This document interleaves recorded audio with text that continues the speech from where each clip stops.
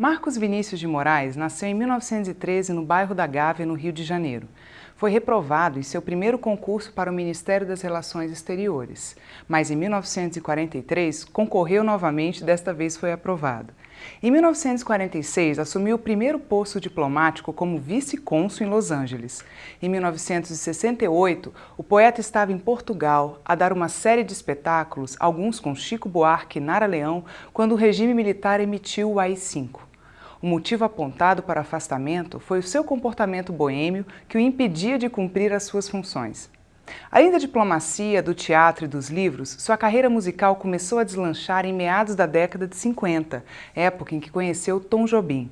Nos anos 1970, já consagrado e com um novo parceiro, o violonista Toquinho, Vinícius seguiu lançando álbuns e livros de grande sucesso. Na noite de 8 de julho de 1980, acertando detalhes com Toquinho sobre as canções do álbum Arca de Noé, Vinícius alegou cansaço e que precisava tomar um banho. Na madrugada do dia 9 de julho, veio a falecer.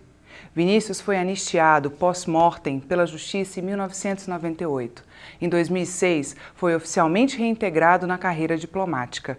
A Câmara dos Deputados brasileira aprovou em fevereiro de 2010 a promoção póstuma do poeta ao cargo de ministro de primeira classe do Ministério dos Negócios Estrangeiros, o equivalente a embaixador, que é o cargo mais alto da carreira diplomática. Hoje, em homenagem a Vinícius de Moraes, teremos o poema O Operário em Construção, declamado por Adeilton Lima.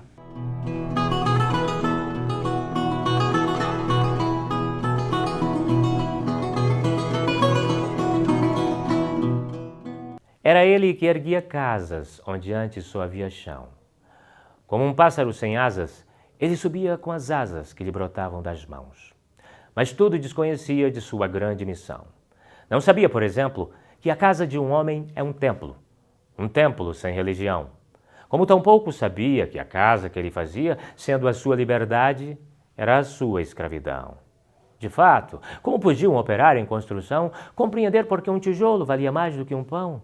Tijolos ele empilhava, com pá, cimento e esquadria, quanto ao pão ele o comia. Mas se fosse comer tijolo? E assim o operário ia, com suor e com cimento, erguendo uma casa aqui, adiante um apartamento, além uma igreja, à frente um quartel, uma prisão. Prisão de que sofreria não fosse, eventualmente, um operário em construção. Mas ele desconhecia esse fato extraordinário, que o operário faz a coisa e a coisa faz o operário. De forma que certo dia, à mesa, ao cortar o pão, o operário foi tomado de uma súbita emoção.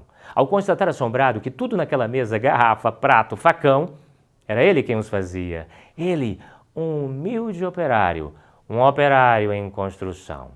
Olhou em torno, gamela, banco, enxerga, caldeirão, vidro, parede, janela, casa, cidade, nação. Tudo que existia era ele quem os fazia. Ele, um humilde operário, um operário que sabia exercer a profissão.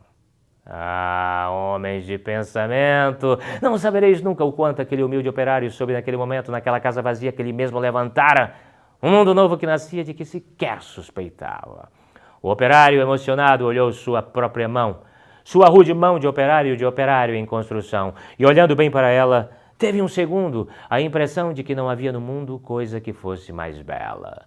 Foi dentro da compreensão desse instante solitário que tal sua construção cresceu também o operário. Cresceu em alto e profundo, em largo e no coração, e como tudo que cresce, ele não cresceu em vão, pois além do que sabia exercer a profissão, o operário adquiriu uma nova dimensão, a dimensão da poesia.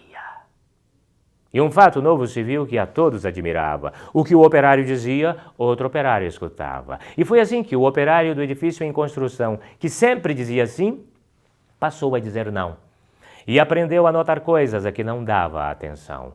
Notou que a sua marmita era o prato do patrão, que a sua cerveja preta era o uísque do patrão, que seu macacão de Zuarte era o terno do patrão, que o casebre onde morava era a mansão do patrão, que seus 2 pés andarilhos eram as rodas do patrão, que a dureza do seu dia era a noite do patrão, que a sua imensa fadiga era a amiga do patrão.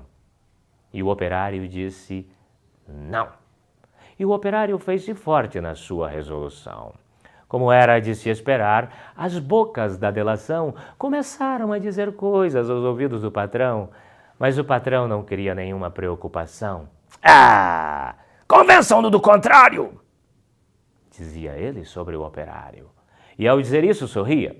No dia seguinte, ao sair da construção, o operário viu-se de súbito cercado dos homens da delação e sofreu por destinado sua primeira agressão.